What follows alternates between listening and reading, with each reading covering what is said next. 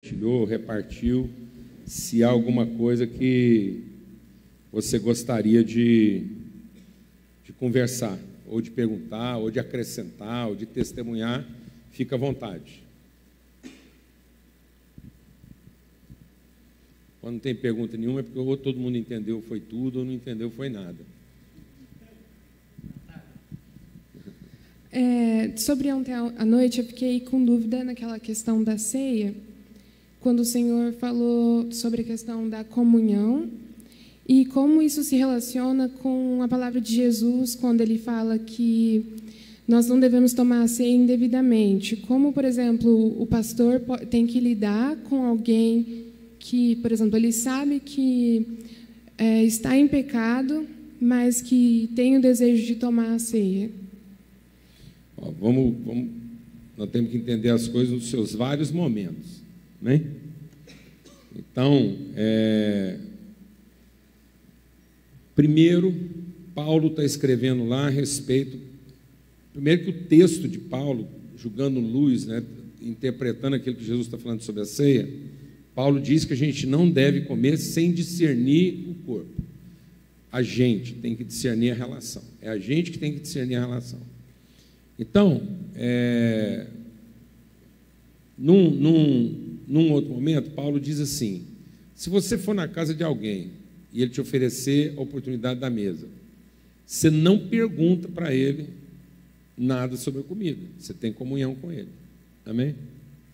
Mas se ele falar para você que aquela comida é sacrificada aos ídolos, você não coma por causa dele, amém? Porque você podia comer uma comida macumbada que ela não ia fazer mal para você. Amém? Amém, irmãos? Então, às vezes, os cristãos estão evitando certas coisas, preocupados com quem?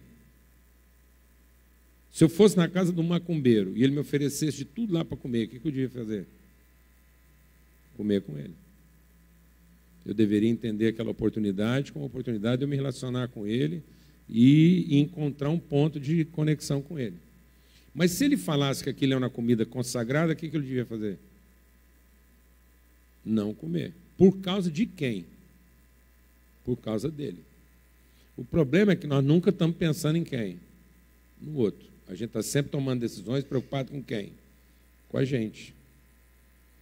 Então, um dos problemas da ceia é que nós transformamos a ceia num elemento de juízo e não de justiça. A mesa é para fazer justiça e não juízo. Não é para fazer juízo de quem merece ou não.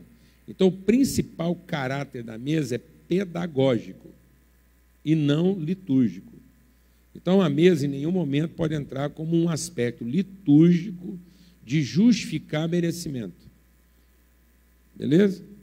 Então, quando Jesus fala assim, aí Paulo também diz o quê? Se alguém, dizendo-se cristão, age como quem não é, com esse nem sequer comais. Então, o que ele está falando? Eu não vou ter critérios de juízo com o incrédulo. Eu vou ter critérios para fazer lá, para pautar minha relação com aquele que, dizendo-se cristão, age como se não fosse. E aí a coisa é bem mais subjetiva e complexa. O problema é que nós estamos fazendo juízo em cima daquilo que é o quê? O aparente. E depois acabamos que a gente tem comunhão com aqueles que, notadamente, a gente sabe que não tem a vida realmente pautada no Evangelho. Sim ou não? Então, Jesus advertiu que no nosso farisaísmo, a gente estava o quê? Fazendo o quê? Num certo sentido, a gente está coando mosquito e engolindo camelo. Então, quando ele está falando de nem sequer comais, é no comer no sentido amplo, não é só no sentido litúrgico. E eu tenho que pautar essa relação para a pessoa entender que eu estou preocupado com ela. Eu não quero dar a ela a impressão de que está tudo bem com a vida dela. Mas eu não vou fazer isso como quem protege a mim. Eu não estou preocupado com a minha reputação de comer com ele. Eu estou preocupado em como é que a minha relação com ele aumenta nele, certo? A sua rebeldia e a sua... Então, Quando a igreja faz isso, ela está no exercício da justiça. Só que muitas vezes ela está fazendo essa proibição para resguardar ela, e não para resguardar quem? A pessoa. Vou ser mais grave ainda. Paulo diz que tinha uma situação lá na igreja de Corinto, em que um homem lá da igreja estava tendo relações íntimas com a madrasta dele. Ou seja, estava traindo o pai dele com a madrasta. E Paulo diz, esse homem está aí no meio de vocês, não tem ninguém que faz nada com ele. E todo mundo tratando isso como se fosse normal. Então vamos fazer o seguinte, eu vou juntar a minha fé com a fé de vocês, e nós vamos colocar esse homem diante de Deus, para que o corpo dele seja consumido pelo fogo, e a alma dele seja salva. Então Paulo está dizendo o seguinte, se o cara diz que é cristão, então eu não tenho que fazer juízo se ele é ou não. Literalmente o que Paulo está dizendo é o seguinte, nós vamos juntar aqui e vamos orar para ele morrer. Porque o que está atrapalhando ele é o corpo, então nós vamos salvar ele. Ele morre, ele é salvo. Está vendo? A gente é tímido em exercer esse tipo de autoridade espiritual no processo. E por que a gente é tímido? Porque toda vez que a gente vai fazer alguma coisa, a gente está na defesa de quem? Da gente mesmo. Então, muitas vezes o cara é proibido de tomar a ceia, por quê? Porque a igreja não quer ver a reputação dela comprometida.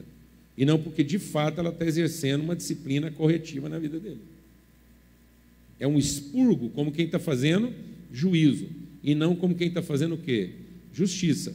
Paulo orou para o cara morrer, porque ele falou assim, o problema dele é o corpo não vai salvar o de ninguém mesmo, então o corpo dele queima logo, e já que ele está dizendo que é crente, está tudo certo, ele vai para o céu.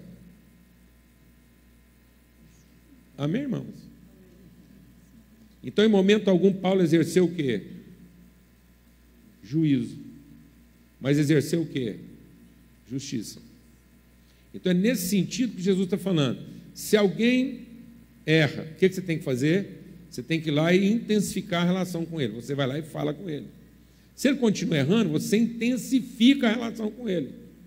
E leva mais gente para conversar com ele. Então, é um trabalho inclusivo e não exclusivo. Para que ele possa ser disciplinado no entendimento da sua rebeldia e não do seu erro. A igreja, existem 3 níveis de disciplina. Porque a pessoa pode estar errando porque ela é ignorante, ela pode estar errando porque ela não entendeu, ou ela pode estar errando porque ela é rebelde. Então eu tenho que intensificar a relação para saber em que nível essa pessoa está. Então eu tenho uma disciplina o quê? Instrutiva, porque às vezes ele é ignorante. Mas às vezes mesmo eu explicando para ele, ele não entendeu. Aí eu explico de novo. Então eu tenho uma disciplina instrutiva e uma disciplina o quê? Corretiva. Mas se eu perceber que o problema dele não é nem porque ele é ignorante, porque ele não entendeu, eu vou exercer uma disciplina o quê? Punitiva. Em favor de quem? Dele. Então quem fez o juízo não fomos nós. Quem fez o juízo foi quem? Ele. Então, o meu primeiro papel é incluí-lo, para que ele se exclua. Por isso que a Bíblia diz o quê? Se o teu inimigo te pedir pão, o que você faz? Você primeiro dá. Porque assim você vai colocar brasa viva na cabeça dele. Você não fez juízo. No fim, quem vai fazer juízo é quem? Ele mesmo. Ele vai ser condenado pela sua rebeldia e não condenado na sua ignorância ou na sua falta de entendimento. Amém? Então, eu não posso agir de maneira punitiva sem antes ter agido de maneira o quê? Instrutiva e corretiva. Porque senão eu não estou fazendo justiça, eu estou fazendo só o quê? Juízo. Responde? Amém. Você lembra que Deus não gosta de responder a mesma pergunta 3 vezes. Você lembra que quando Deus foi falar com Moisés, ele perguntou uma vez, Deus respondeu. Perguntou a segunda, Deus respondeu.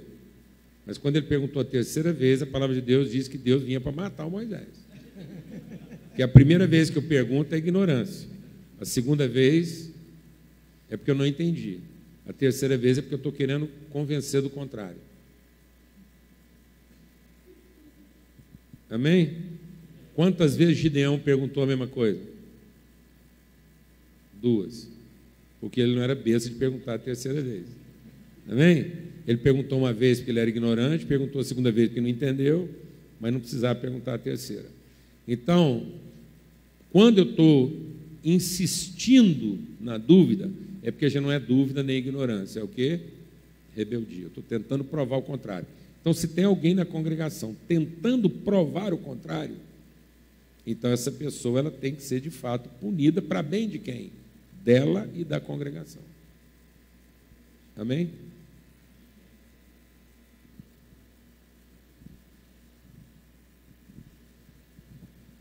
Paulo?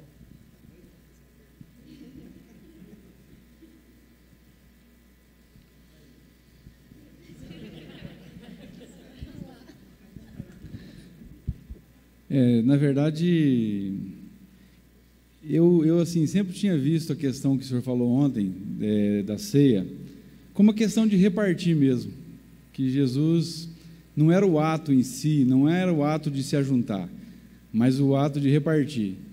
E outra coisa que eu notei assim, que Judas estava na mesa e Jesus nunca negou o pão para ele. Ele estava, e Pedro estava. Se fosse ver, na verdade, eles não poderiam, então, olhando para a religião, para aquilo que nós fazemos muitas vezes, eles não poderiam participar. A pergunta é a questão, é a seguinte: quando Paulo escreve e diz que a pessoa não pode participar de modo indignamente, o que seria isso? Indignamente é quando ele está comendo para ele mesmo. Tudo aquilo que eu faço para mim mesmo não vem de fé. E tudo que não vem de fé é pecado. Orar, pensando que a minha oração vai convencer Deus a me dar alguma coisa que Ele não queria dar antes, é pecado. Cantar para ver se Deus amolece o coração e passa a gostar de mim, é pecado. Então, tudo que eu estou fazendo por necessidade ou por interesse é o quê? Pecado, porque não é por amor. Não vem de fé. E, no entanto, a gente lida com Deus como se a última parte não convertida do culto fosse quem? Quem só se converte no final do culto? Deus, hein? Até porque a gente começou o culto sem Ele e Ele chegou depois. A gente começa e fica chamando Ele para vir no nosso culto. Então, nossa ideia de culto é uma reunião que a gente faz e Deus chega depois. Não é um encontro em que Ele nos atraiu para estar com Ele. Amém, amado? Então, nós somos atraídos porque Deus já fez, ou estamos atraindo Deus porque Ele ainda não fez?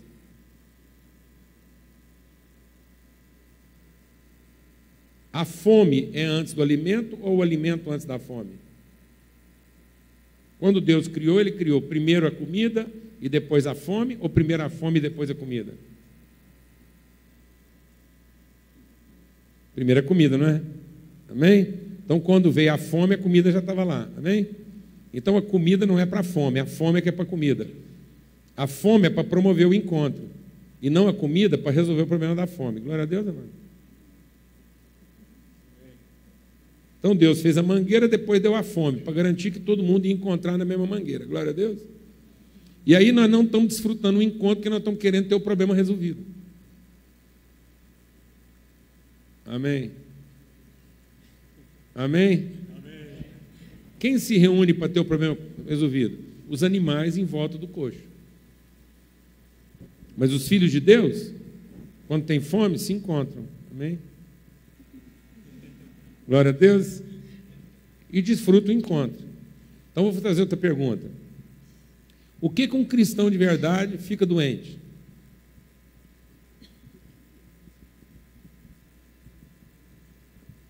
Um incrédulo eu até entendo, mas um cristão de verdade. Por que um cristão de verdade fica doente? Porque Deus distraiu? Porque não pagou o dízimo? Porque não cantou direito? Porque está na igreja errada? Ou para encontrar com os irmãos dele que está doente, que se ele não tivesse ficado, ele não tinha ido.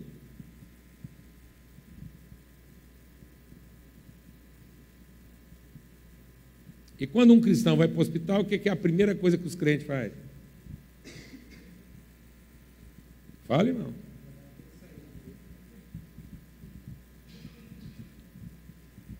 Qual a melhor notícia que um cristão podia receber na vida? Então o cristão ficou doente, nós tínhamos que orar para ser fatal, hein? Porque é melhor morrer estar com Cristo, hein? Amém, amado? Qual a melhor notícia que um cristão podia receber? Ele ir no médico, o cara fala, rapaz, eu tenho uma notícia para te dar. Você só tem uma semana. Ele fala, não, é verdade, você não está me mentindo, não. Ah lá, eu emociono fácil. Eu só tenho uma semana. Quer dizer que acabou mesmo. Então, encerrei minha obra aqui, só uma semana e eu fui embora. Porque Deus é um pai que a gente fala que ama, mas que não quer encontrar mesmo. Brincadeira. Brincadeira. Então, o que um cristão foi fazer lá no hospital? Encontrar os irmãos dele.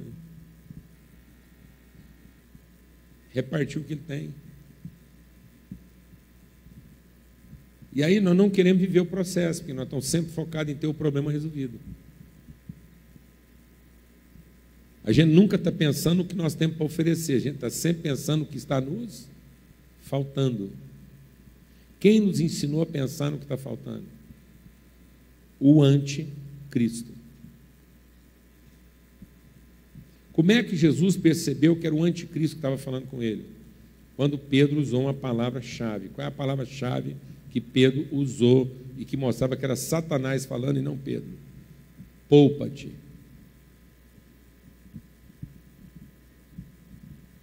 Poupa-te. Porque a fé é para eu ser Cristo e não para eu ser poupado. A fé é para eu conseguir entregar o que Deus já me deu e não para eu ter o que está me faltando. Então, quem ensinou a gente a pensar sempre no que está faltando? Então, isso não é fé. Pensar no que está faltando e focar isso em Deus não é fé, é crença. Então, a fé não é para fazer um crente, a fé é para fazer um justo. O justo viverá da fé. Então, quem é movido de fé está sempre fazendo o quê? Justiça, porque está sempre entregando o que já tem. O que Paulo foi fazer na cadeia? Então, Paulo foi preso injustamente. Então, todo cristão que fica doente, está doente injustamente. Então, o que um cristão vai fazer na cadeia ou vai fazer no hospital? A porta da cadeia abriu, o que o Paulo fez? Saiu correndo, foi para a reunião e falou, irmãos, obrigado pelas orações. Abriu a cadeia, está tudo certo. O que Paulo fez? Ele ficou lá dentro porque ele ainda não tinha tido o encontro. E ele não foi lá só porque era injusto ele ir preso. Ele foi para lá porque é lá que Deus tinha marcado para ele o quê? Um encontro. Deus deu uma visão para José. Onde é que o José foi parar? Onde ele foi parar, mano? Na cadeia. O que a cadeia tem a ver com a visão que Deus deu para José? Tudo, é.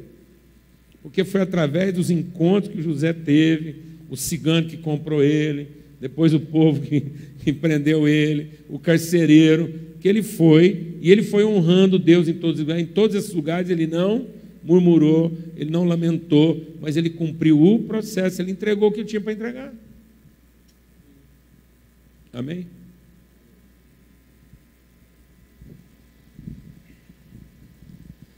A minha esposa, ela tinha uma doença terminal e o médico falou que ela tinha 48 horas. Aí ela se entregou em, como sempre, falar da palavra para os irmãos do hospital, que estava em fase terminal também. 2 horas antes dela fechar os olhos, falecer, ela estava pregando a palavra de Deus para as pessoas ali naquele momento.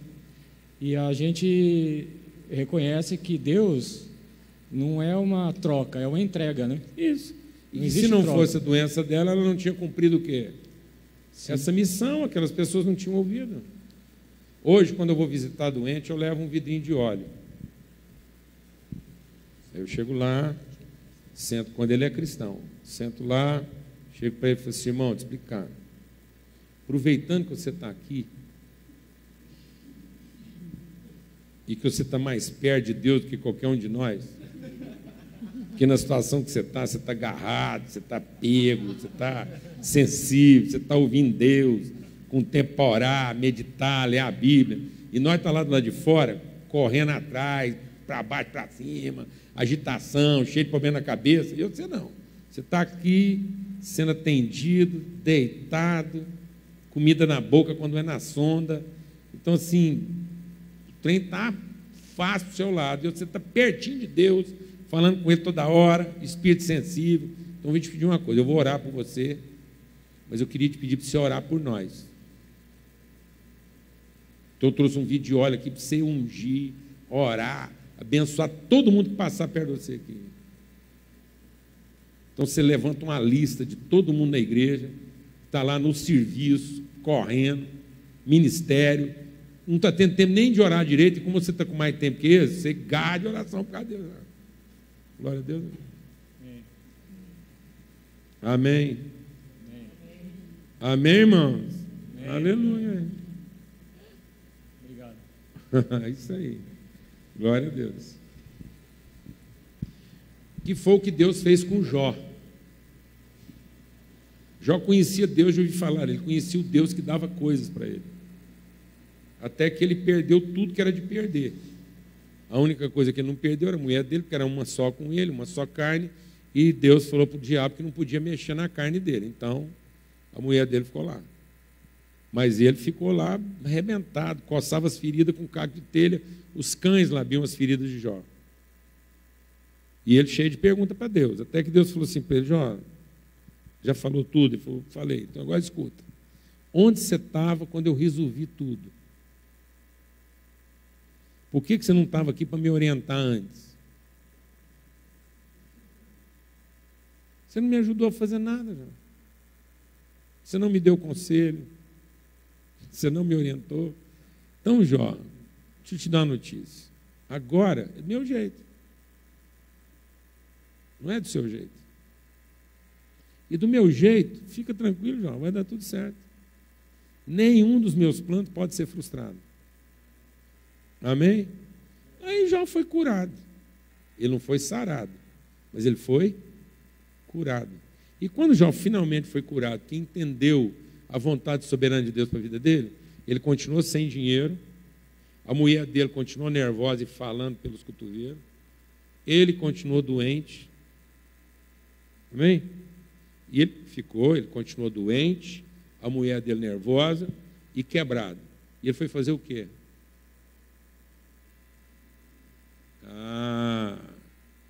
Então Jó começou a funcionar antes de ter os problemas dele resolvidos. Aleluia, irmão. E a gente vem aqui para ter o problema resolvido, para depois começar a funcionar.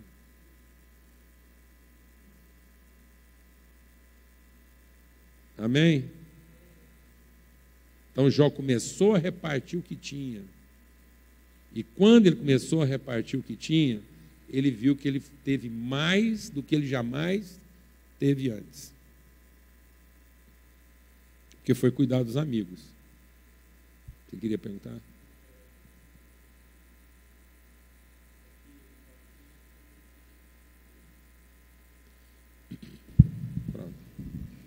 Não, é uma constatação e depois uma pergunta. É que ontem o senhor ficou falando mais de hora sobre filiação e sobre servidão. Esse foi o ponto auge principal da mensagem, né? E por fim, no final, teve a ceia. Só que assim, a constatação é que quão forte é a religião hoje, que faz com que qualquer coisa, que uma mensagem bem abordada e ampla daquela seja quase que esquecida, para que se debruce no aspecto da religião, que é uma coisa que todo mundo acaba sendo, que acaba se sentindo oprimido. Nós fomos jantar e depois a única coisa que saiu na conversa foi justamente o aspecto da ceia. sobre a liturgia, enfim, o processo da ceia. Então, assim, a minha dúvida é como lidar com esse aspecto da religião, porque o maior corruptor da fé cristã hoje, quer dizer, sempre foi, é a questão da religião, porque nós ficamos tão presos no aspecto da religião e deixamos de viver a essência e viver aquilo que nós deveríamos ser. Então, isso é muito difícil. A religião, o que é a religiosidade? O diabo, quando quis nos enganar, ele não tirou Deus da nossa vida, ele só colocou Deus no fim. Então, o que é religiosidade? É projetar para Deus nossas expectativas. Então, religiosidade é Deus no fim. Então, eu tenho uma necessidade, eu parto da minha necessidade para buscar Deus no fim. Então, é o Deus da minha carência. Então, o que é meu ídolo? O ídolo é aquele Deus que eu construo e que tem poder para resolver os meus problemas. Mas Deus só é de fato Deus se Ele está no princípio e não se Ele está no fim. Então, Deus como expectativa é a pior de todas as expectativas. Porque se torna a pior de todas as frustrações. Então, Deus não trabalha para satisfazer a nossa expectativa. Deus trabalha para frustrar todas elas. Amém? Para que eu me liberte das minhas expectativas e passe a viver de acordo com uma vontade e não com uma expectativa. Então, Deus troca uma expectativa de fim por uma perspectiva de princípio. Por isso que Ele é o pão que desceu do céu. Os fariseus diziam para Jesus: mas nós conhecemos seu pai e sua mãe. Como é que você desceu do céu? Então, o que a gente prega para os nossos filhos hoje? Que eles têm que se converter para Deus aceitar eles. Então, Deus ficou onde? No fim. Então, no fim, eu não estou falando de fé, eu estou falando de quê? De obras, porque ele vai ser aceito a partir do que ele fez. Então, eu tenho que ensinar nossos filhos a quê? Eu tenho que dar a melhor notícia para os nossos filhos que a gente podia dar, que eles não são nossos filhos. Então, lá em casa, eu fui avisando meus filhos que eles não eram meus filhos. Ó, quero dar uma notícia para vocês. Graças a Deus, vocês não são meus filhos. Porque se fossem meus filhos, vocês estavam lascados. Vocês iam herdar tudo que eu tenho de ruim. Mas nós somos irmãos. Eu estou aqui para te dizer que eu conheço o vosso pai, que é o nosso pai, e vou apresentar o pai de vocês para vocês. Então, eu não vou criar meus filhos para que Deus os aceite. Eu vou aceitar os filhos que Deus me deu. Amém, irmãos? Amém? Isso mexeu com a cabeça da gente, amados. Quantos filhos hoje um jovem cristão quer ter?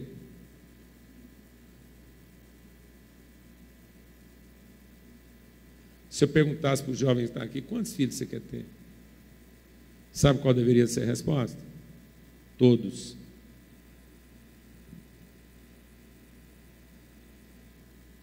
Todos.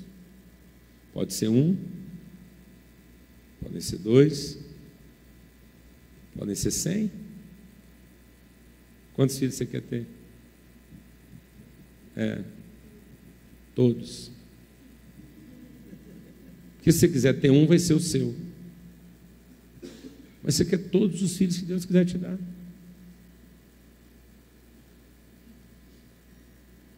Amém, amados? Glória a Deus, amados. Porque os verdadeiros filhos de Deus são por adoção. Aí o cara acha que ele vai ter só 2. Depois ele não percebe que ele vai ter que adotar a sogra doente, o cunhado problemático. Aí ele vai deixar para ter filho, a hora que ele não, os filhos já não são tão bons de ter mais. Quem está entendendo o que eu estou falando aqui? Então, quantos filhos você quer ter? Todos. Qual é o problema de ter todos? Não é venha o teu reino e faça-se a tua vontade?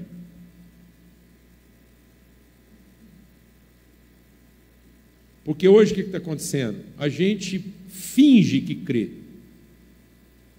Mas no fim nós estamos pedindo que Deus abençoe nossas decisões. Nós estamos pedindo a bênção de Deus sobre o que eu resolvi.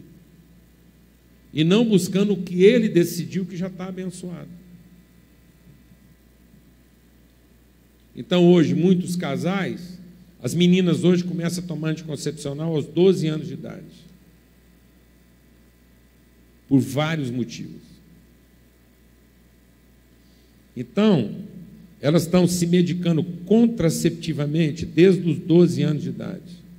A data de casamento ficou adiada.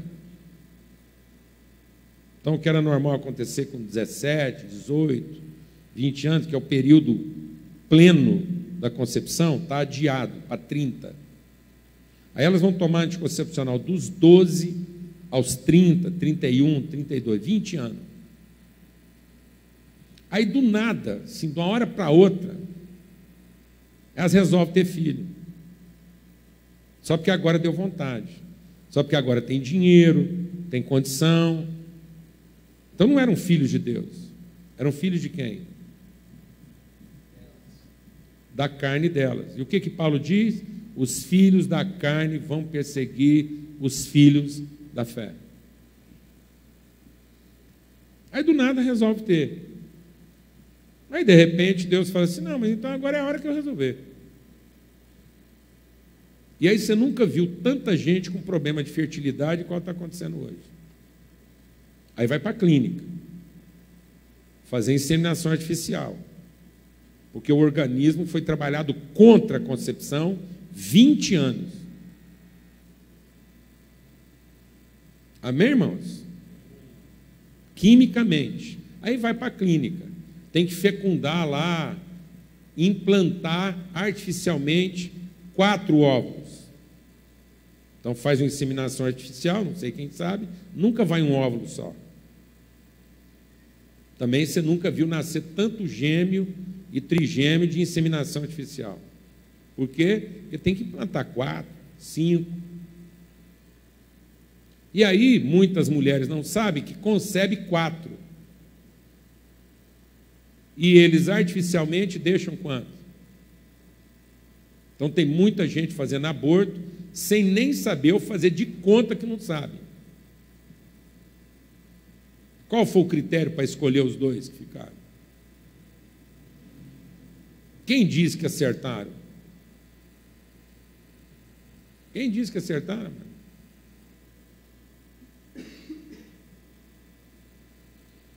Então aí vão acontecendo as outras aberrações. Um rapaz crente, muito crente, dedicado, ele, a mulher dele, mas ele religioso sim. E aí foi nessa onda. Quando ele resolveu ter filho, nessa mesma sequência de pensamento, ele teve. Passou 1 ano e meio e descobriu que o menino era autista. Aí ele veio nervoso. Como é que Deus fez isso comigo? Eu falei, estou te entendendo. Por que foi Deus que fez com você? Não é você que resolveu a hora que você queria ter filho? Então esse é o seu.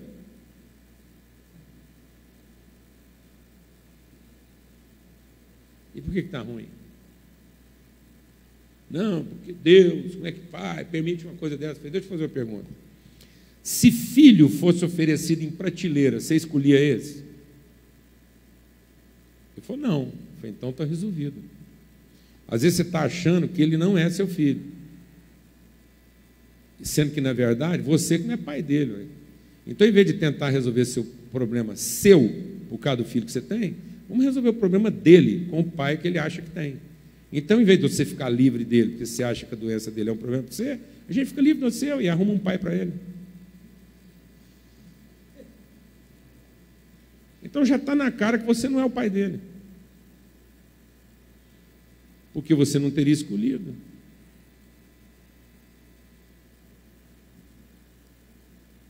Amém, amados? Evangelho é submissão, não é escolha. Cristo é nosso Salvador porque Ele é nosso Senhor. Se Deus não fosse Senhor, se Ele não estiver no princípio, Ele não está no fim. Ele é o nosso alfa, por isso Ele é o nosso ômega. Ele é o nosso fim, porque Ele é o nosso princípio. E o diabo tirou Deus do princípio. Nós estamos deixando Deus para onde? Para depois. Nós fazemos as coisas, depois vamos atrás dele para Ele abençoar. Nós pulamos da torre e depois pedimos para Ele nos proteger.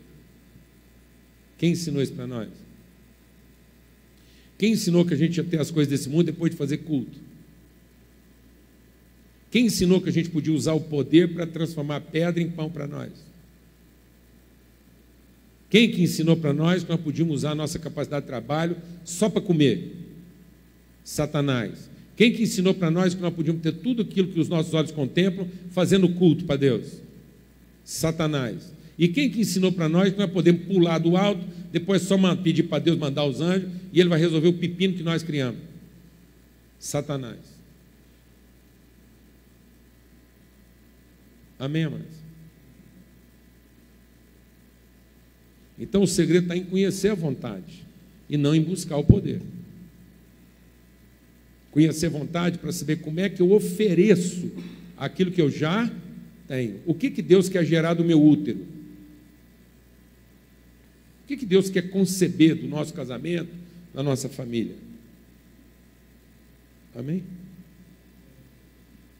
Quantos filhos vocês querem ter? Todos.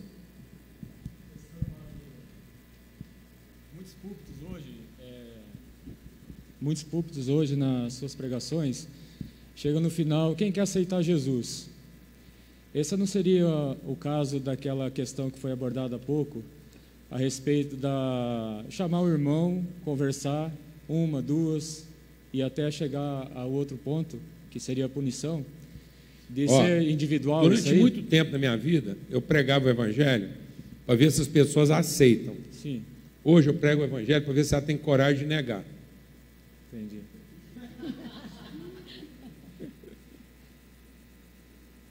Vou lá e explico o que Deus já fez para ela, como é que Deus considera, e ver se ela quer negar isso. E agora que você sabe que Deus te ama, Ele é seu pai e quer você como um filho, você quer negar?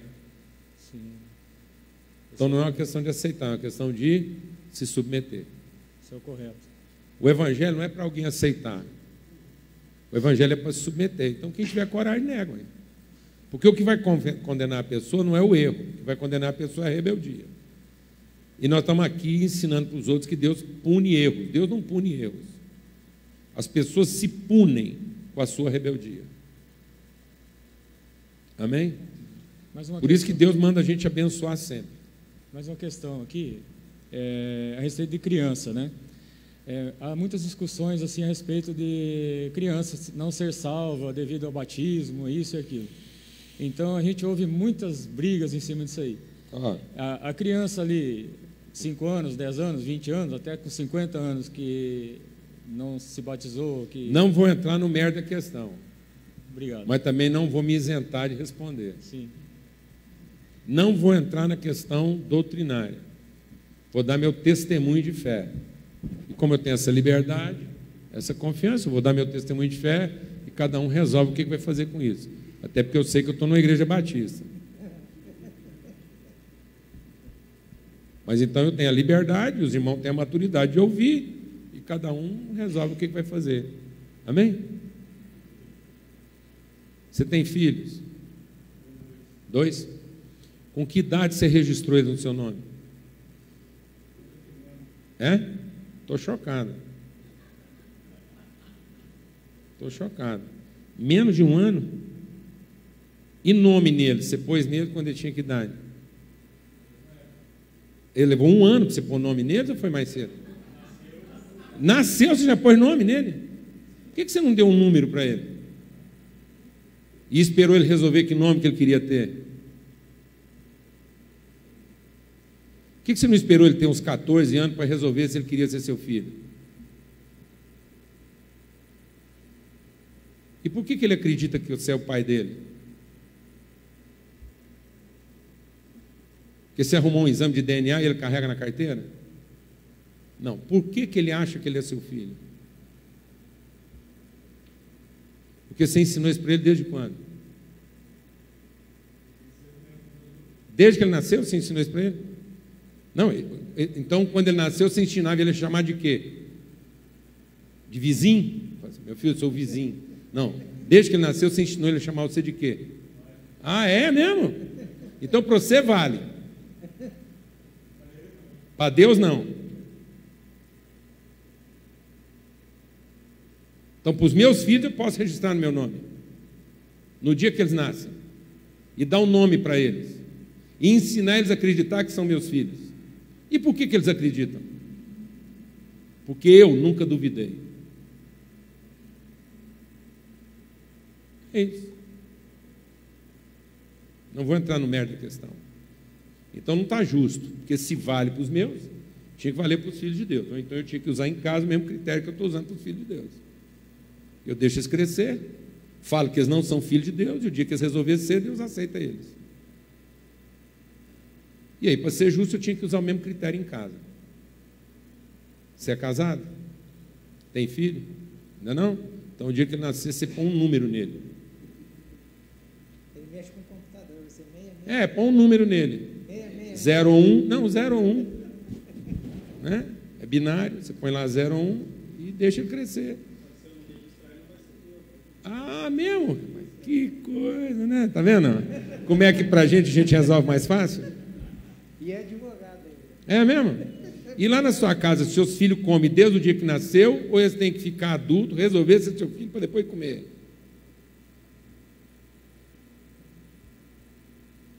Como é que é, amado?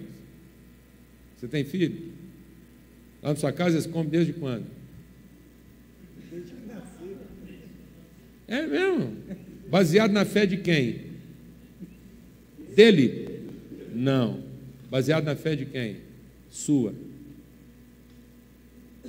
Ele nunca duvidou que a comida na mesa era dele. Amados, nós estamos ensinando graça e estamos praticando obras. Eu quero dar esse testemunho para vocês. Porque depois a gente não entende por que a cabeça das pessoas está ficando doida. Eu estava conversando com o Itamar aqui. Qual é a parte da sociedade mais afetada com ideologia de gênero? Não, qual é a parte mais afetada? Quem está mais incomodado, perturbado, como se ideologia de gênero fosse acabar com a gente? A igreja. Não tem ninguém mais doido, achando que isso é o demônio. Então, vou fazer uma pergunta para vocês. Quem inventou ideologia de gênero? Não. Quem inventou ideologia de gênero? Quem veio com a ideia de que eu escolho o que eu quero ser? A igreja? Porque a igreja que começou a ensinar para as pessoas que vida depende de quê? Das escolhas que eu faço. E não em me submeter ao que a vida é. Então, se a própria igreja ensinou que a vida está nas boas escolhas, então agora ela não pode lamentar o fato de que nós estamos chocados de ver que o mundo então resolveu escolher tudo, porque se até Deus era uma escolha, e que um dia eu posso escolher e no outro dia eu posso não escolher, então o que sobrou para o resto? Então lá na sua casa, Deus é uma escolha ou é um absoluto referente?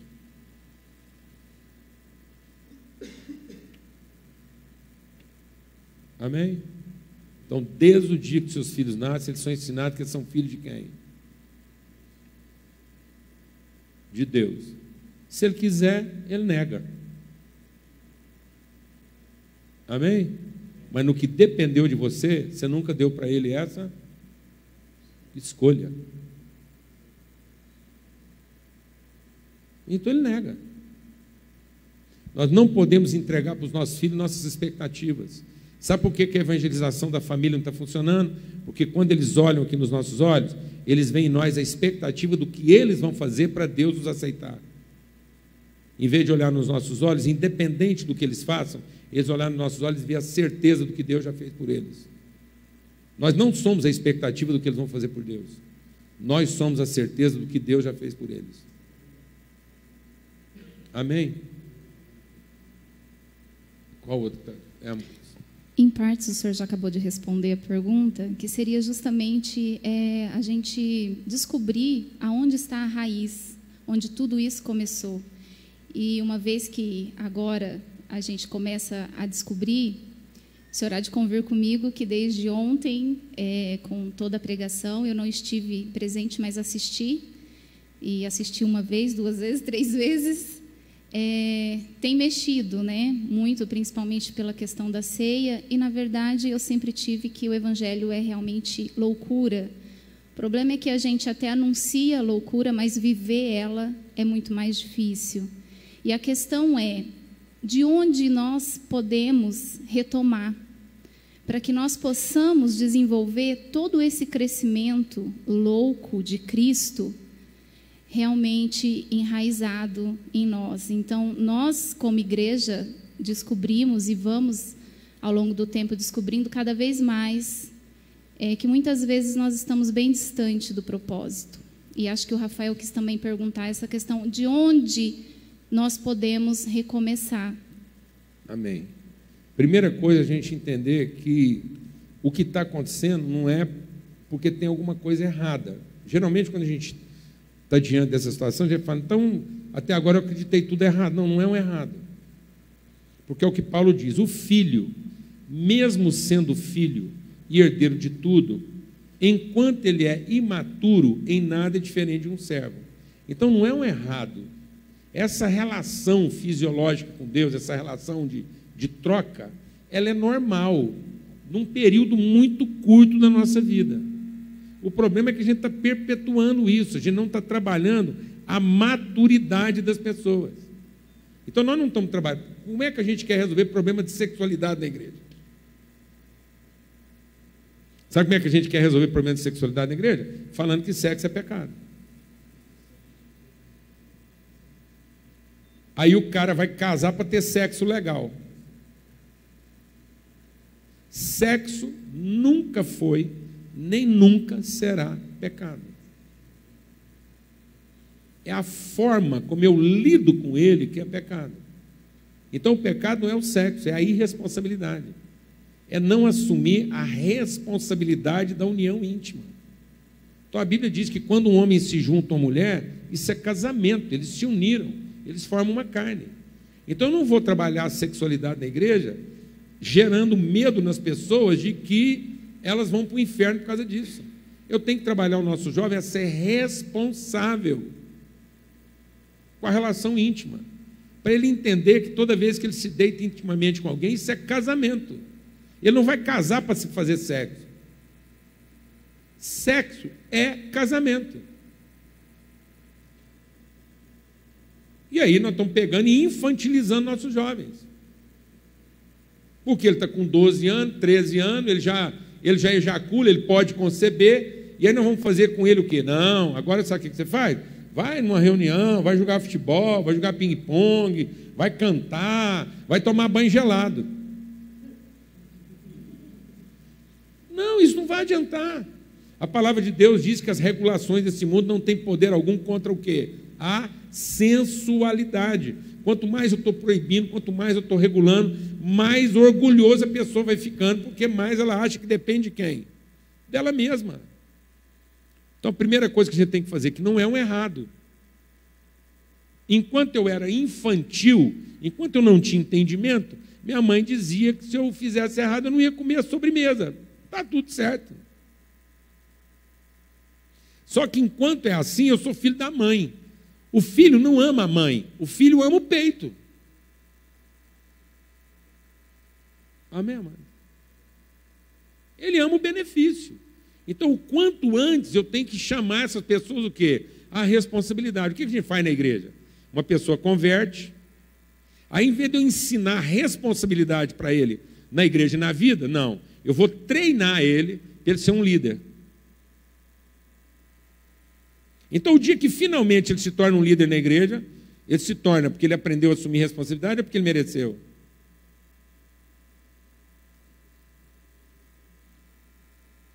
Então, ele é filho de quem? Do espírito ou da carne?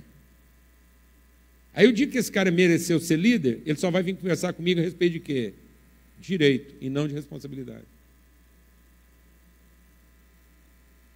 Então, o cara converteu, nós temos que ensinar ele sobre o quê? Responsabilidade. Porque o que amadurece não é direito. E nós estamos ensinando nossos filhos que só vão poder casar o dia que eles tiverem o quê? Direito de comprar uma família. E não a responsabilidade de cuidar de pessoas. Glória a Deus, né, mano? Então nós estamos ensinando nossos filhos a pensar como o quê? Como escravo. Porque o cara que ganhou dinheiro para comprar uma família, o dia que ele ganhar 2 dinheiros, ele descobre que pode fazer o quê? Trocar aquela família por uma família melhor, porque aquele era um modelo de família básico, sem ar-condicionado, que ele comprou quando ele era pobre, mas agora ele pode comprar uma mulherzinha com ar-condicionado, direção hidráulica, câmbio automático. E é o que está acontecendo. Então, a primeira coisa, nós temos que educar os nossos filhos à responsabilidade e não ao direito. Amém? E isso é cura, porque o que vai amadurecer nossos filhos é a responsabilidade. Então, a mesa é para quê? Responsabilidade. Responsabilidade de servir uns aos outros, cuidar uns dos outros. É isso que faz a família ser o que ela é.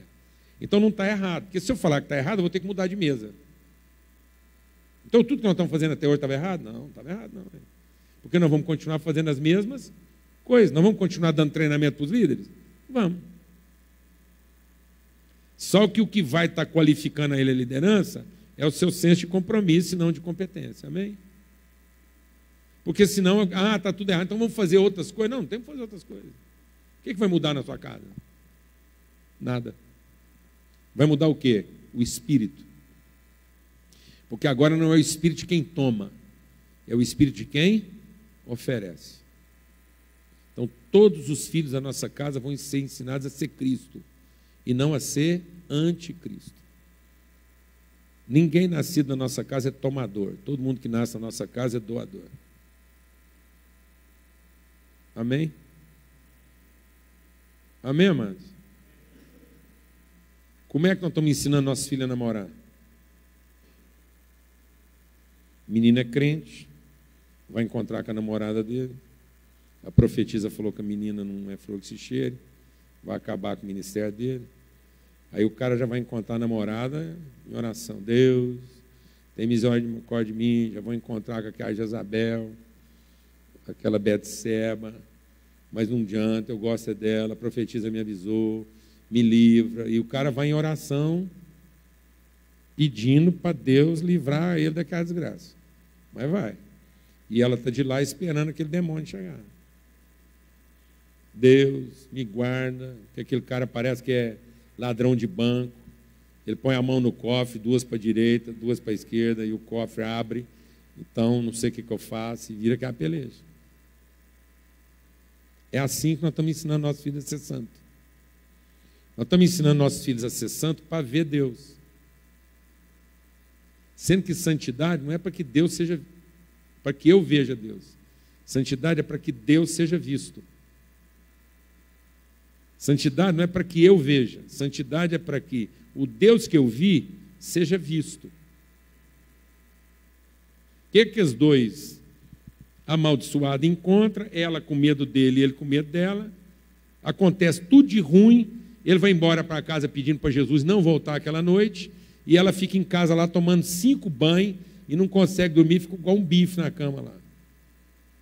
Alguém aqui sabe o que eu estou falando ou não, mas? Sendo que nós devíamos ensinar aos nossos jovens o seguinte: vou lá encontrar com aquela menina e hoje ela vai o quê? Hoje ela vai ver Deus. Ela vai ver como é que Deus abraça, como é que Deus beija, ela vai ver como é que Deus ama. Glória a Deus, amém.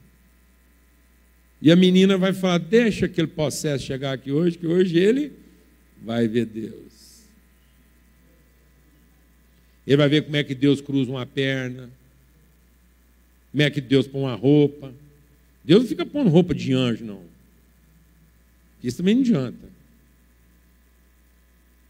Amém, amados? Deus põe roupa de quem ama. E não de quem está carente. Amém? Seu namorado vai o quê? Você não tem namorado, não? Mas tem, ele está por aí, eu sei que não sabe. A hora que ele te encontrar, ele vai ver o quê? Vai ver Deus. Porque quem vê um filho de Deus, vê o Pai que o enviou. O nosso problema é que nós estamos criando filhos nossos para serem recebidos por Deus. Porque nós não aprendemos a receber o Filho de Deus para ensiná-los como tal. Ajuda na sua pergunta? Amém? Não é o que você vai mudar, é o espírito com que a gente vai fazer as coisas. Amém, amados? Vocês querem dar um intervalinho para tomar uma água ou a gente pode tocar direto? Eu estou tranquilo aqui, sentado. Beleza? Eu queria ler um texto com vocês, então, depois a gente abre para mais perguntas. Ou você quer fazer? Pode falar. Aí, tá aí. Só um detalhe, pastor. O senhor tocou no assunto aí, a pergunta é até teológica. Tem muitas vezes que nós usamos o texto de Hebreus, sem santidade ninguém verá o Senhor. E eu sempre assim tive dúvida com esse texto, que eu sempre puxava mais para o lado de que eu, agindo conforme o Senhor quer que eu aja, as pessoas vão ver Deus por ver a vida que eu estou levando, e não eu ver Deus. Isso, é exatamente isso aí. Porque o texto completo é: busque a paz e a santificação, sem a qual ninguém verá o Senhor, cuidando para que nenhuma raiz de amargura brotando contamine a muitos. Então, o que pode impedir as pessoas de ver Deus através de mim?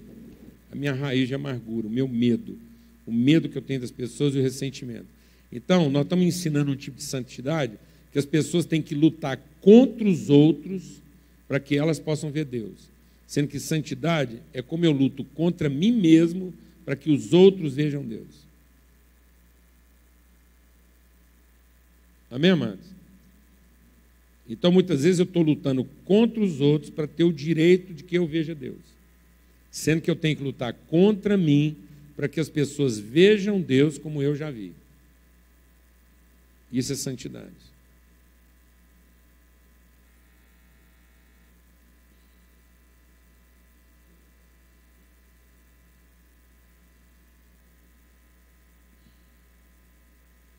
É porque depois que liga, às vezes ele demora um pouquinho.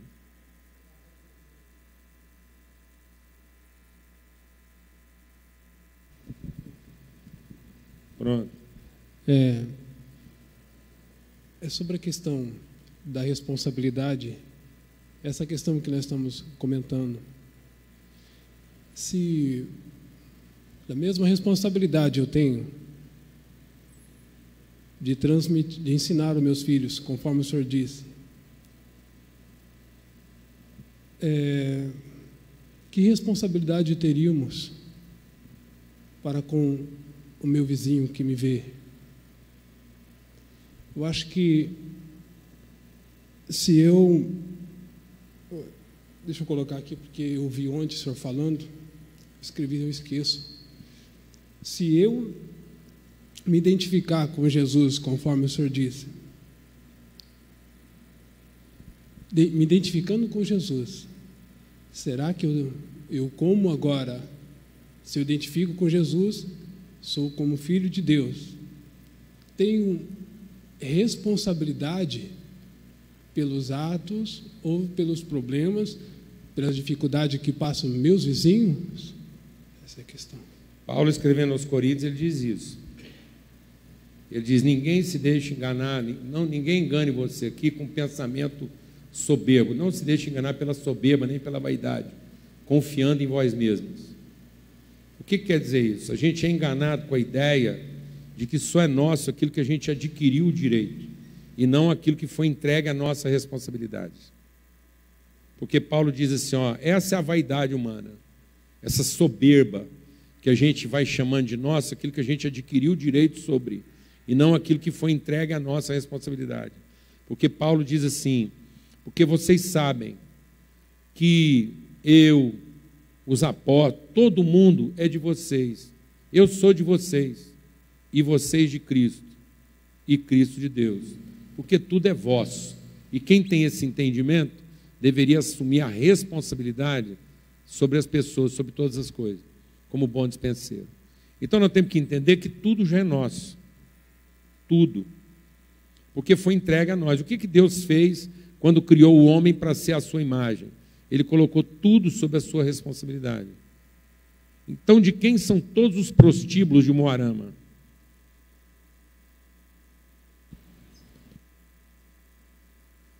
De quem são todos os prostíbulos de Umuarama?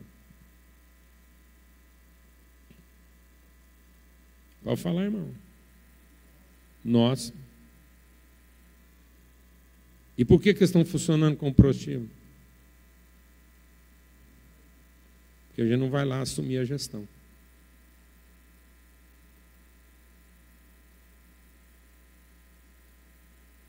A gente prefere condenar eles na ignorância. Quem está trabalhando lá nos prostíbulos de Umuarama? Nossas irmãs. De quem são todos os pontos de droga de Umuarama? Nossa. E por que está funcionando? Porque nós não assumimos a responsabilidade. Nós achamos que o problema não é nosso. A gente prefere condenar e não abençoar. Eu vou te dar um testemunho. Em nome de Jesus, assim. Uma vez a gente foi fazer um evangelismo numa rua e eu não sabia que a gente estava fazendo evangelismo na maior bocada da cidade. Eu não sabia. Aí a gente estava lá, montamos uma lona de circo lá, até dia das crianças. Fazendo trabalho com as crianças, fechamos a rua, estava maior beleza lá. Aí um taxista que tinha convertido na igreja, ele era taxista da noite. Ele sabia tudo lá da região. Aí ele chegou para mim e falou assim: pastor, o senhor tem noção de onde nós estamos aqui em Uberlândia? Não, eu falei, menor noção. Para mim isso aqui é uma rua qualquer. Eu falei, não. Aqui, nessa rua aqui, mora um dos maiores gigolô de prostituição, um cara aqui que... E ele é empresário, tem família, tem casa num lugar chique da cidade, e aqui é o mocó dele, é onde ele fica aqui administrando droga e prostituição. Ele falou assim: se ele aceitasse o senhor ir lá fazer uma visita para ele, o senhor ia lá? Eu falei, claro, vamos lá. Aí ele foi lá, conversou com o cara, daí a pouco ele voltou. Falou, o cara lá falou que te recebe lá. Eu falei, beleza. Aí nós chegamos lá, tinha um leão de chácara na porta, um cara gigante. Aí o taxista falou com ele, já estava sabendo, deixou a gente entrar, uma casa assim, meia água, um corredorzinho, um trem, nada a ver. E o cara, outra vida, rico, tudo mais. A gente foi entrando naquela casinha, quando a gente chegou na porta, ele veio me receber na porta. E ele me recebeu com a mão para trás, assim. Aí ele falou, boa noite. Eu falei, boa noite. Eu queria declarar, antes de tudo, que a paz de Cristo Jesus esteja sobre essa casa e sobre todos os filhos da paz que aqui vivem. Eu falei, amém. Ele falou assim, fiquei sabendo que o senhor queria conversar comigo. Eu falei, queria. Ele falou, o que você quer? Eu falei, eu vim aqui para abençoar a sua vida. Abençoar a sua vida, abençoar seus negócios.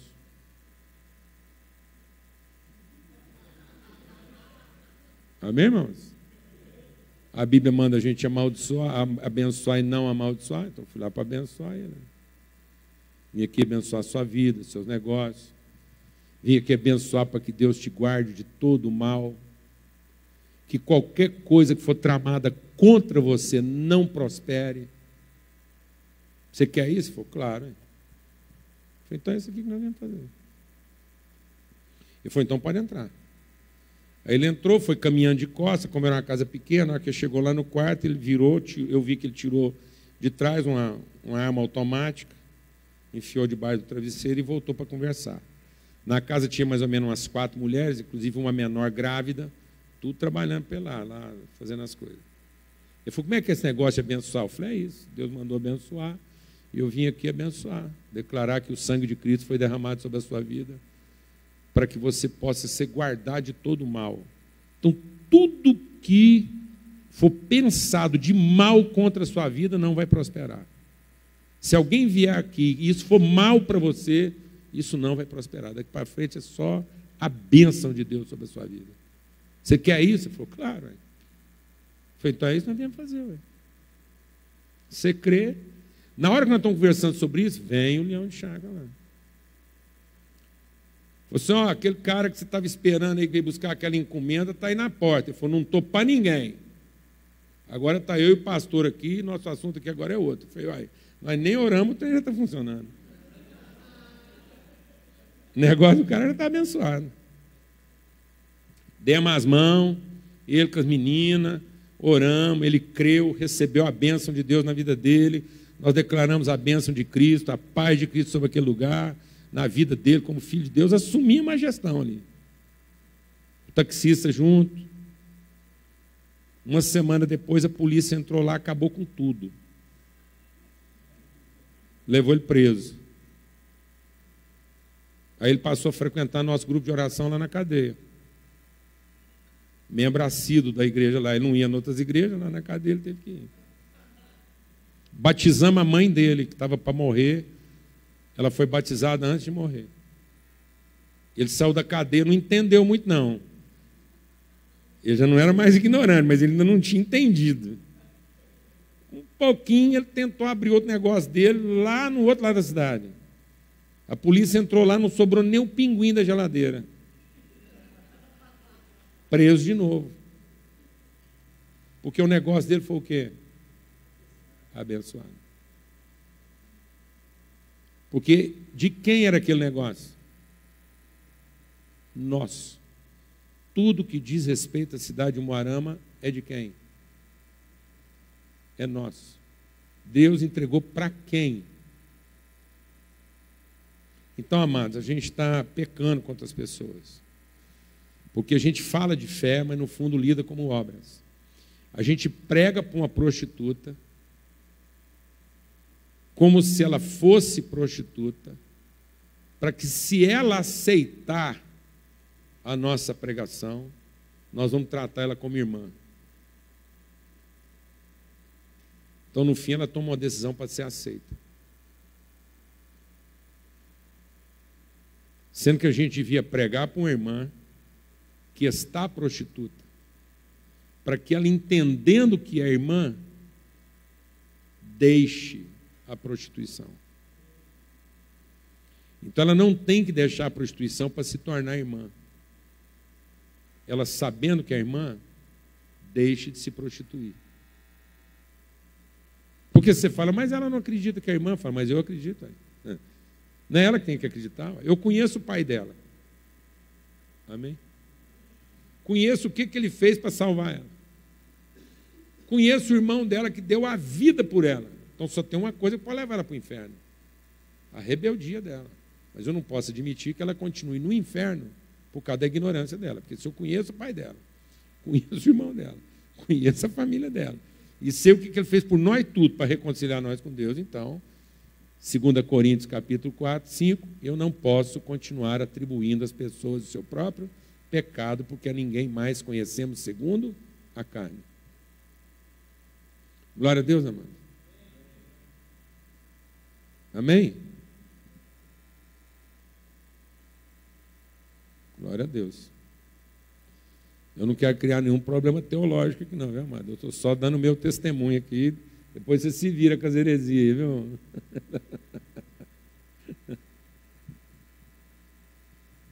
Pode falar, irmão.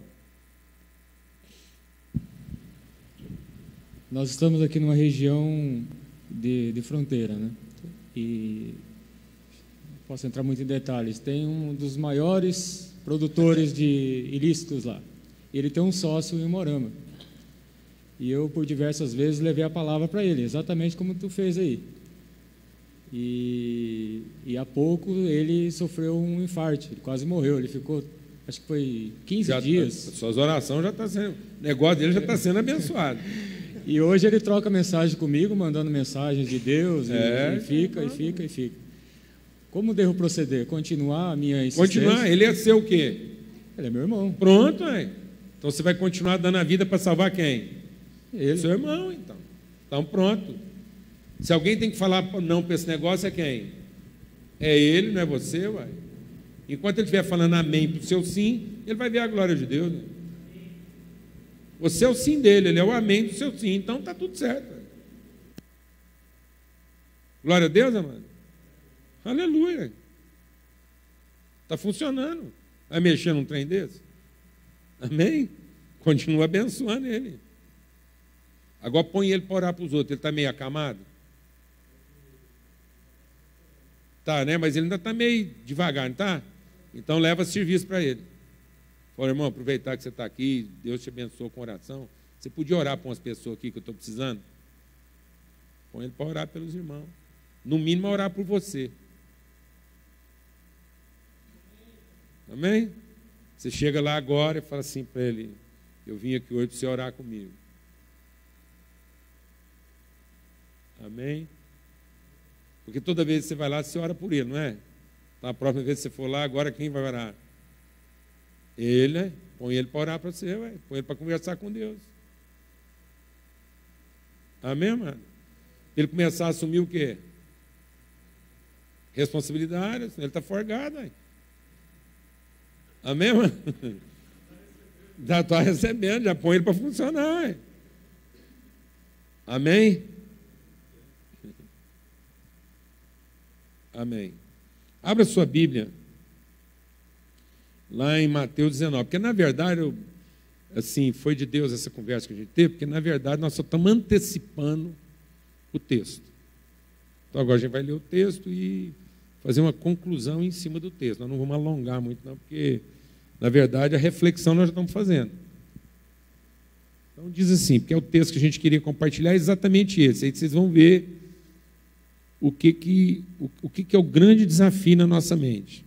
Então, em Mateus 19, verso 23, diz assim: então disse Jesus aos seus discípulos: em verdade vos digo, quão difícil é um rico entrar no reino dos céus.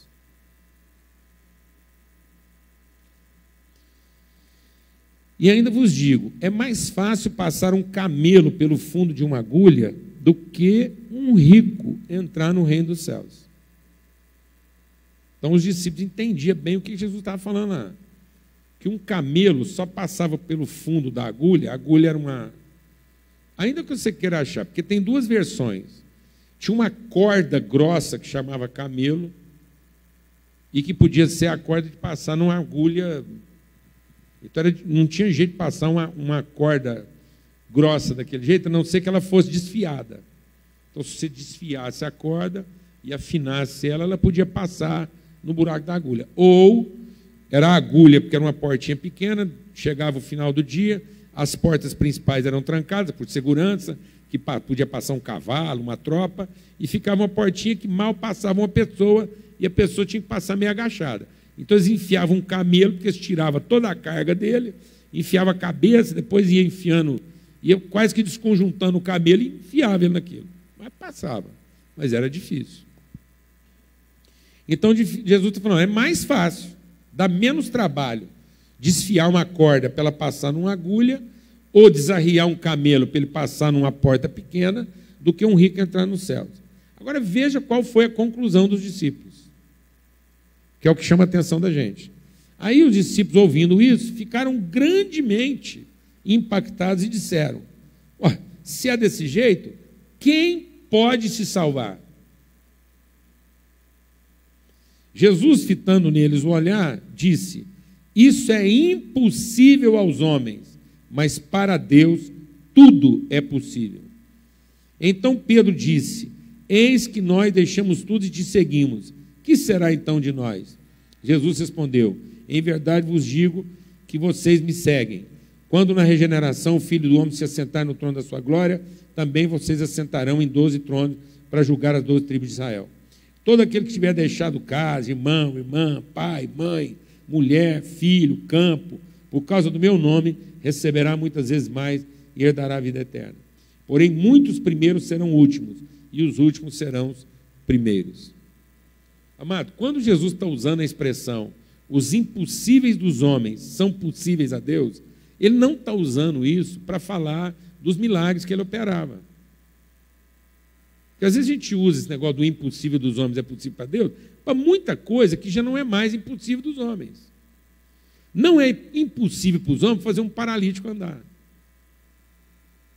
Hoje eles já estão fazendo. Naquela época podia ser, mas hoje já não é impossível para os homens fazer um cego ver. Amém, amados? Agora, tem uma coisa que continua sendo impossível para os homens é o ser humano perder o seu senso de direito e propriedade.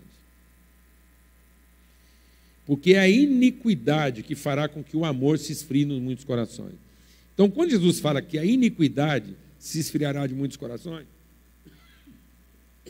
ele não está falando da impiedade. Ele não está dizendo que o mundo vai deixar de amar porque se tornou um mundo mau. Ele vai dizer que o mundo vai deixar de amar porque está se tornando um mundo correto. Então, hoje, a gente está vivendo um mundo de politicamente correto. O que é o politicamente correto? É o direito individual de cada um.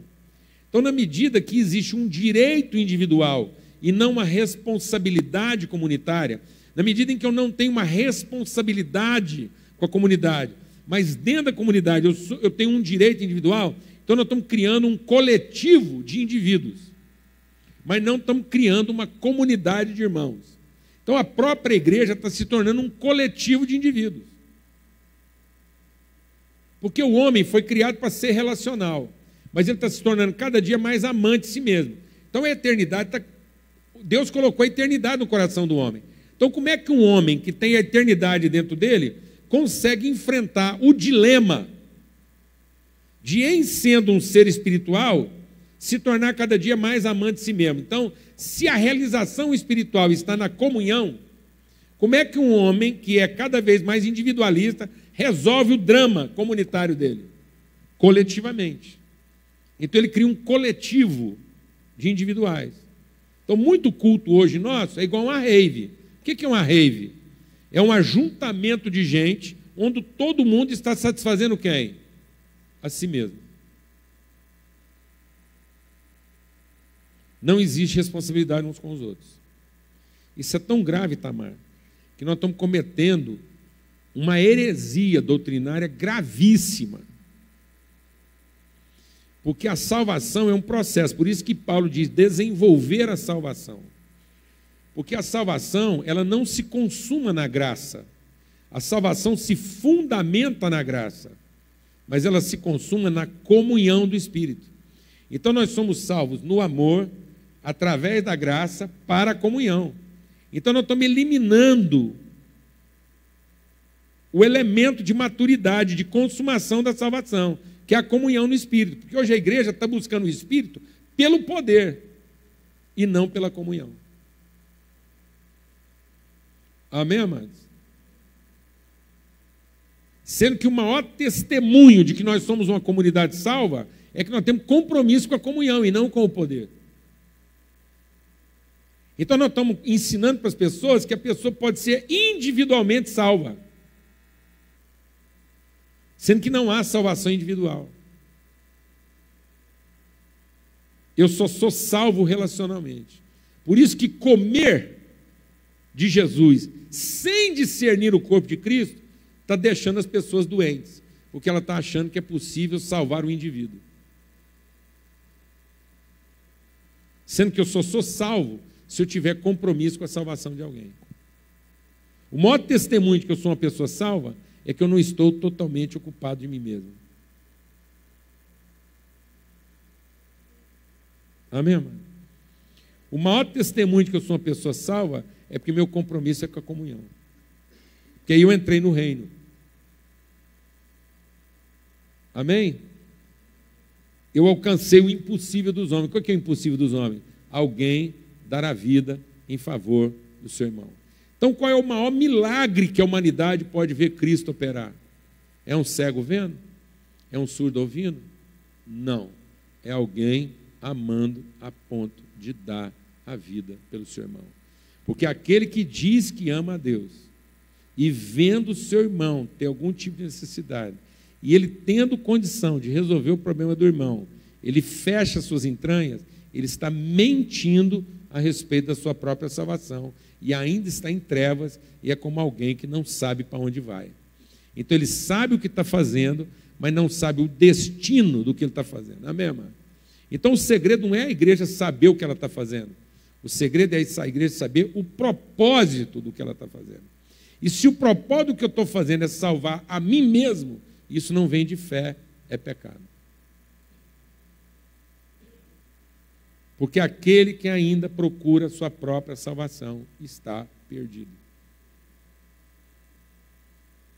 Amém? Por isso que lá na minha paróquia eu não prego lá para os crentes ser salvos. Eu não estou ensinando os crentes lá a se salvar. Eu estou ensinando eles lá a se perder. Amém? Toda semana eu vou lá ensinar os irmãos a se perder em favor de alguém. Falei, irmão, como é que você vai se perder em favor de alguém essa semana? Como é que você vai perder alguma coisa em favor de alguém? Amém? Porque todo aquele que está buscando a sua própria salvação está o quê? Perdido. Então nós não tínhamos que ensinar os crentes a se salvar. Nós tínhamos que ensinar os crentes a se sacrificar. Glória a Deus. Amém? Glória a Deus. Então, por exemplo, uma igreja madura, qual é a última coisa que uma igreja madura precisa? De culto bom. Amém, irmão? Então, nós não precisávamos ficar aqui ocupando os nossos jovens para produzir culto bom para nós. Amém? Porque já que todo mundo aqui é maduro, aguenta um culto ruim. Amém, irmão? Um pregador mais fraco. Glória a Deus, irmão? Posso ouvir um amém? Qual é essa necessidade que os crentes hoje têm de ter culto bom? É porque continua o quê? Menino. E se o culto não for bom, ele muda de igreja. Então ele estava querendo salvar quem? Ele mesmo. Por isso que quando Jesus falou que isso é o impossível dos homens, concluindo, qual foi a conclusão dos discípulos? É que o mundo não é feito de pobres. O mundo é feito de quê? De ricos. Porque quando eles entenderam que uma pessoa tem que abrir mão dos seus direitos para encontrar salvação, qual foi a pergunta deles? Então, quem vai se salvar? Então, eles estão entendendo que se a dificuldade é a riqueza, no fundo, o problema do mundo não é pobreza. No fundo, o problema do mundo é miséria. O mundo não sofre com a pobreza, porque existe riqueza para suprir toda a pobreza. Lembra que eu falei? O que veio primeiro?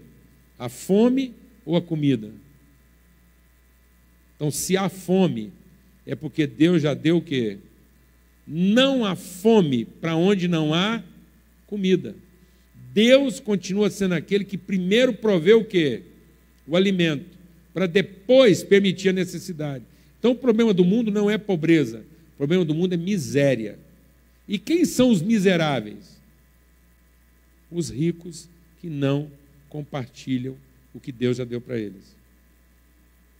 Então, qual é o nosso grande problema? O grande problema é que a igreja ainda continua vivendo atrás do que ela acha que não tem, em vez de começar a compartilhar melhor o que ela já tem. Nós estamos ocupando os jovens da nossa igreja para produzir para nós o que a gente tem falta. Em vez de ajudar os nossos jovens a administrar melhor os dons e talentos que eles já têm. Quem está entendendo o que eu estou falando?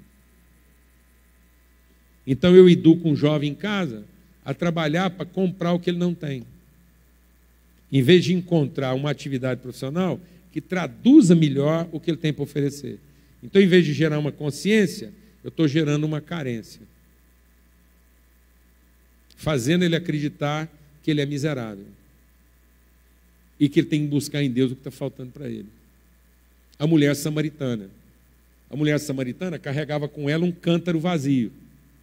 Para todo lugar que ela ia, ela carregava um cântaro vazio. Levou para o casamento, levou para a igreja, levou para a vida profissional, levou para a relação da vizinhança dela. Então ela tinha preconceito com os vizinhos, ela não tinha certeza onde é que era o melhor culto, ela estava cansada da atividade profissional dela e já estava no 6º casamento. Por quê? Porque para todo lugar ela levou sua carência. Até que Jesus falou para ela, se você soubesse o que Deus já te deu.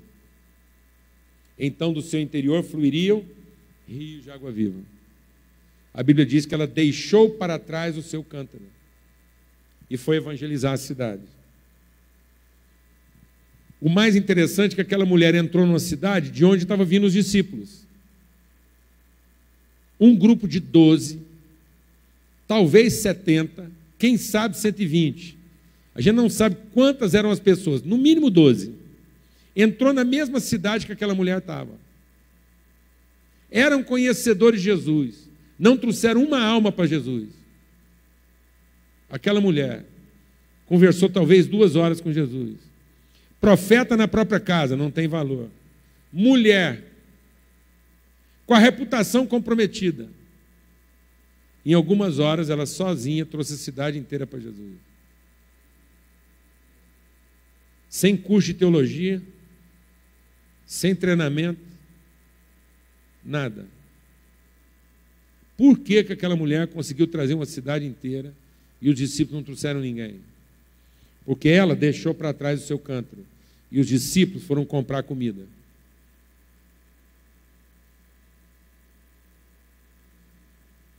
Amém, mano? Enquanto a nossa relação com a cidade for de quem está esperando receber alguma coisa da cidade, enquanto a igreja for o vazio que a cidade tem que encher, a cidade não tem que encher nossos espaços vazios. Amém? Nós é que já temos que encher os espaços vazios da cidade. Glória a Deus, amado. Aleluia, mano. Aleluia. Quem que ensinou a gente a fazer conta de somar?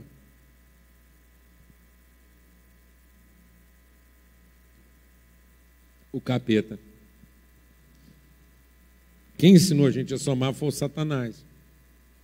Porque quem soma, subtrai e divide.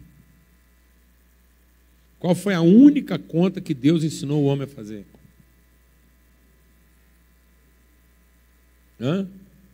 Multiplicar. Glória a Deus, amado. Deus não ensinou o homem a dividir, nem somar, nem subtrair. Deus só ensinou o homem o quê? Multiplicar. Entender que o que ele já tem é capaz de gerar mais do que o que ele está vendo. Glória a Deus. Mas a gente despreza isso. Onde é que o homem perde a sua alma? Que dia que o homem perde a alma dele? O dia que ele colhe muito e tenta aumentar o celeiro. Deus nunca prometeu aumentar o seu celeiro. Deus sempre prometeu aumentar a nossa sementeira. Qual é a diferença entre uma semente e um grão? O grão parece uma semente, só que ele não pode mais germinar. Então, que dia que a gente perde a alma? Quando a gente pega aquilo que Deus deu para nós e transforma aquilo em quê? Em grão. Para suprir nossa carência. E não entende que aquilo é uma semente para ser compartilhada com os outros. E eu quero concluir esse texto aqui assumindo um risco. Vou assumir um risco aqui agora teológico. Poeticamente. Então vocês vão me permitir uma linguagem poética. Porque se for uma interpretação poética, não tem que ter uma pureza, um apuro teológico. O que isso significa? Qual é o maior milagre que a humanidade pode ver Jesus fazendo? É um milagre de natureza e não de ordem. Amém? Um cego ver, um paralítico andar, é de ordem. Mas Deus quer operar uma questão de natureza, mudar a nossa natureza, de modo que ele diz, aquele que ressuscitou com Cristo era alma vivente, agora ele é espírito doador de vida. Então mudou a natureza. Eu antes era um carente, mas agora eu sou o quê? Um ofertante. Eu nasci de novo, eu sou uma nova criatura. É uma nova natureza. Antes eu demandava, agora eu tenho para oferecer. Enfim, quem se lembra da multiplicação dos pães? O milagre da multiplicação dos pães. Como é que a gente interpreta aquele milagre? Presta atenção. Eu não vou mudar o milagre aqui, não. Eu não estou dizendo que foi assim. Eu só estou considerando a remota possibilidade que talvez pode ter acontecido uma coisa que a gente não imagina. Qual é o maior milagre que podia ter acontecido lá com aquelas 5.000 pessoas? Era comer um pão sagrado? Não. era ter seu espírito transformado. Então vamos imaginar 5.000 pessoas reunidas. Jesus fala assim: está ficando tarde, esse povo aí deve estar com fome. O que nós vamos fazer? Falou com os discípulos. Se falou: manda eles embora. Aí o que Jesus fala para eles? A gente olha para a cidade e fala: mas nós, desse tamanhozinho, a igreja aqui, Nova Canaã, vai. Quem mandou você se chamar Nova Canaã? Você está lascado. Quem. Né? Nova Canaã, isso quer dizer que nós temos que ocupar a terra. Né? Então, vou olhar e falar: não, mas é muita coisa para ser ocupada, nós é petitinho, eles são gigantes, nós somos gafanhotos. Então, arrumasse outro nome. Então, aí a gente fica olhando para essa coisa assim, vamos fazer o quê? Manda eles embora enquanto nós vamos fazer culto. Então, nós ficamos com o senhor aqui fazendo culto e nós mandamos eles embora. Acabou a aula. Aí Jesus diz assim: por que vocês mesmos não dão para eles de comer? Jesus estava experimentando o espírito deles. Agora, amados, será que Jesus estava experimentando esses homens no extraordinário ou no sobrenatural? E aí eu quero fazer uma ponderação com você. 5.000 pessoas reunidas. Aparece um rapaz, uns 12 anos de idade, e fala assim: eu tenho aqui 5 pães e 2 peixes. Seja honesto. Vamos ponderar aqui. Como é que é menino? Menino é o seguinte: menino nunca come sozinho. Né? Você monta a lancheira do menino, toda boa mãe aqui sabe como é que é menino.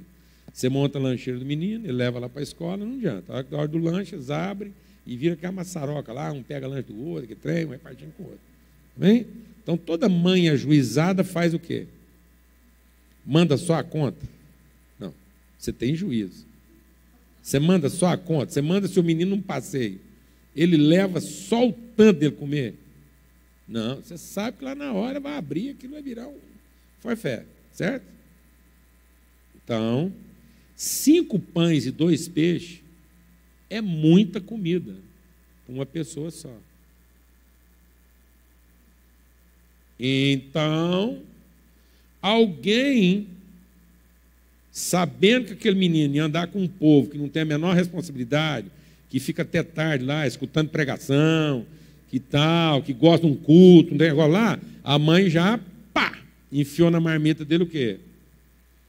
Um tanto de comida que dava para ele e pelo menos mais um. Amém, mano? Porque um menino saiu de casa para comer 5 pão e 2 peixes, não. Ou ele roubou, ou ele foi bem orientado. Amém? Agora eu vou fazer uma pergunta para vocês. Será que aquele rapaz, em 5.000 pessoas,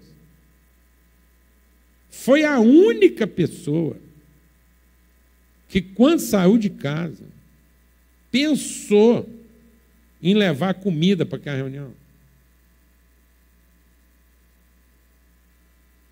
O que você acha?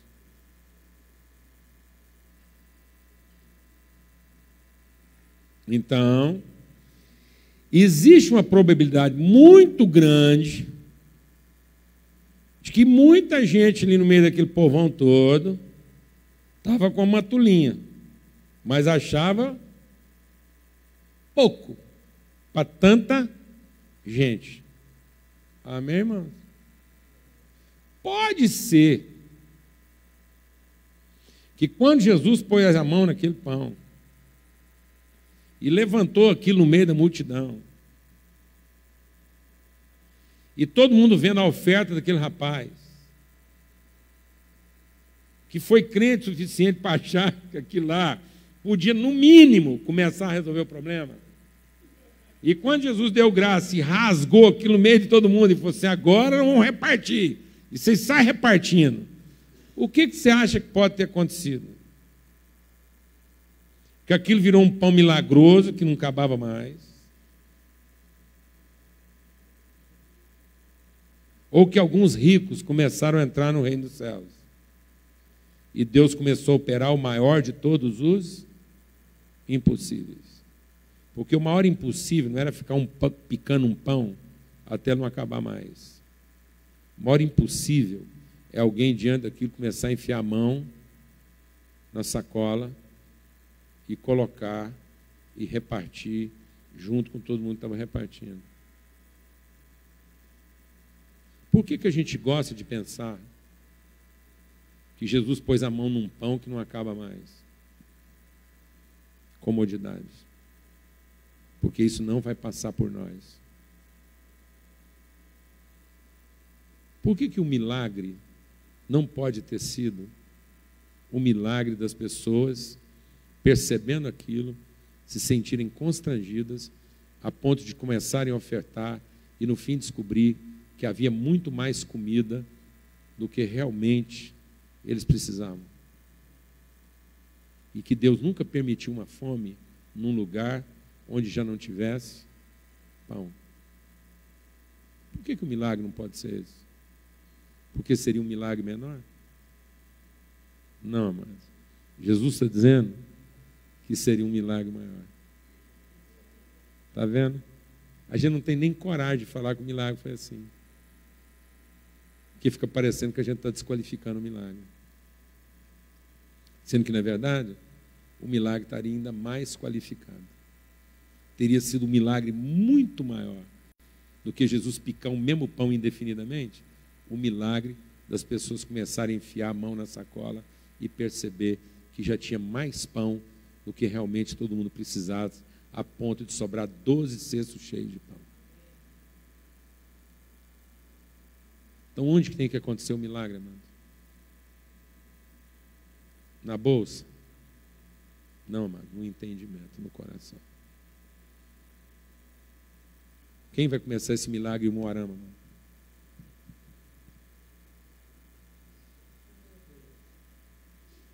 Deixando para trás o que? Nosso cântaro. Deixando para trás nossas próprias necessidades.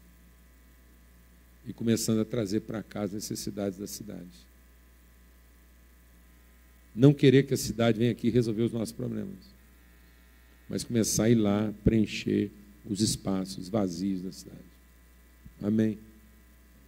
Não ocupar nossos jovens para produzir coisas boas para nós, mas emprestar para os nossos jovens aquilo que nós já temos, para que vocês possam ser aqueles que curam a cidade. Amém? Amém? Você estuda? Você estuda? Você está fazendo o quê? O que você estuda? É secundário? É? Está tudo certo lá na sua escola? Você gosta da sua escola? Você tem desafios lá? Você acha que sua escola está precisando de você? Nesse momento agora, quem está precisando mais de você? Sua igreja ou sua escola? Fique em pé. Nesse momento, quem está precisando mais de você agora? Por quê? Então faz um apelo para a igreja te ajudar lá na sua escola. Aproveita, faz um apelo.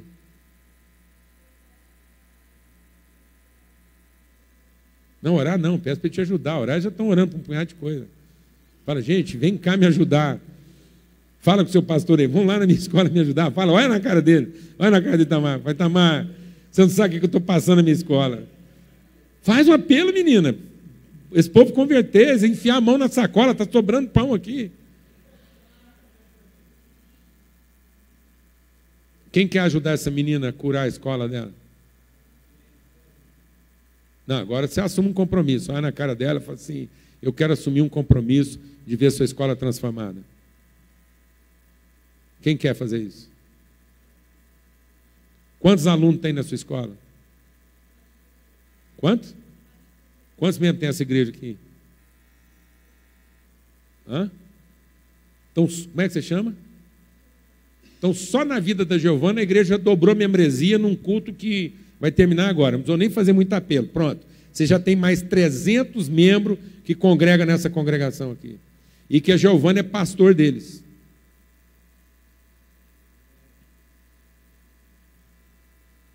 Quando Jesus olhou para a cidade, ele falou, é uma cidade de ovelhas que não tem pastor. Sabe por quê? Porque nós continuamos nos reunindo como se fôssemos ovelhas. E, na verdade, a gente tinha que estar se encontrando aqui como se fôssemos o quê? Pastores, quantos anos você tem, Giovana? Ela tem 16 anos. Ela já ovula, ela já gera, ela já concebe. É uma mulher feita, que pode conceber filhos para Deus, tem 16 anos, e tem 300 pessoas sob a responsabilidade dela, e ela não sabe o que fazer dessas pessoas. Então estou levantando um apelo aqui, para alguém colar na Giovana. E ser desafiado a responder o que está no coração dela. Porque de quem é aquela escola? De quem é aquela escola, mano? É a nossa. 300 ovelhas lá. Glória a Deus. Amém, pastora? Amém, pastora? Amém. Glória a Deus. Em nome de Jesus. Moarama é nossa. Amém? Obrigado pela oportunidade, pelo privilégio, pela paciência e pela honra de vocês. Amém? Em nome de Jesus.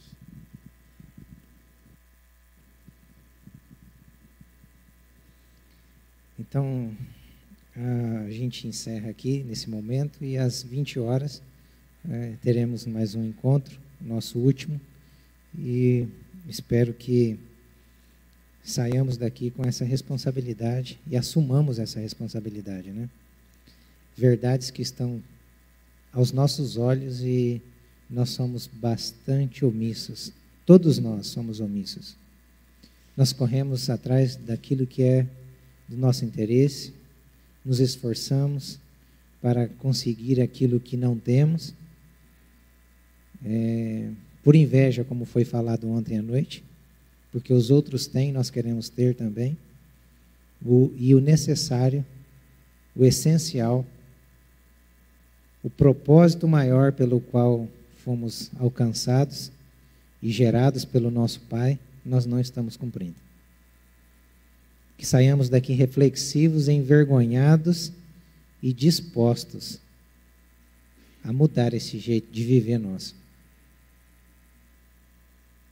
Vamos orar?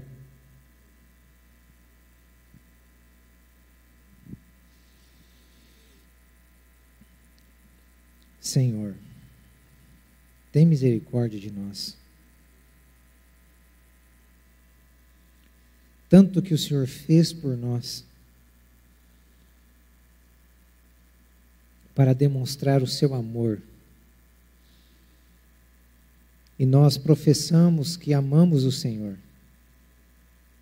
mas nós não temos realmente nos submetido, nos rendido à tua vontade. E quantas vezes temos orado pedindo para que a nossa vontade seja feita, Senhor. Ajuda-nos de modo milagroso, transformando esse coração, essa mente de escravo. Ajuda-nos a realmente vivermos como seus filhos.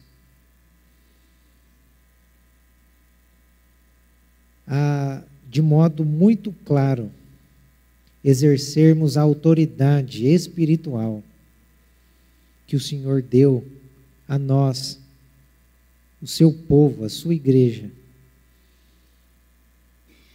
a também levantarmos outros irmãos nossos que estão caídos, que estão vivendo longe do propósito pelo qual foram gerados. Coloca esse peso, essa responsabilidade no nosso coração, para que com amor, com dedicação, com submissão, possamos realmente fazer o nome de Jesus ser conhecido através do nosso comportamento e das nossas atitudes. Que possamos nos deslocar em busca destas ovelhas perdidas. Ajude-nos, Deus. Encoraje-nos. Fortalece-nos. Desperta-nos deste sono e desta apatia que vivemos, Deus. estamos apáticos e temos pecado contra o Senhor pela nossa apatia, Senhor. Aviva a tua obra dentro de nós. Desperta-nos, Deus. É isso que te pedimos. Queremos também te agradecer pela vida do pastor Paulo, que o Senhor trouxe aqui para mexer com as nossas estruturas, para abrir os nossos olhos e mostrar que nós não somos escravos, que nós somos filhos, filhos daquele que criou tudo e daquele que é dono de tudo que existe nessa terra. Ajuda-nos com a mentalidade do filho amado do Senhor. Termos, mas não ser nosso. Termos para repartir. É isso que te pedimos. Em nome de Jesus. Amém. Amém. Deus abençoe. Abençoe a pessoa próxima.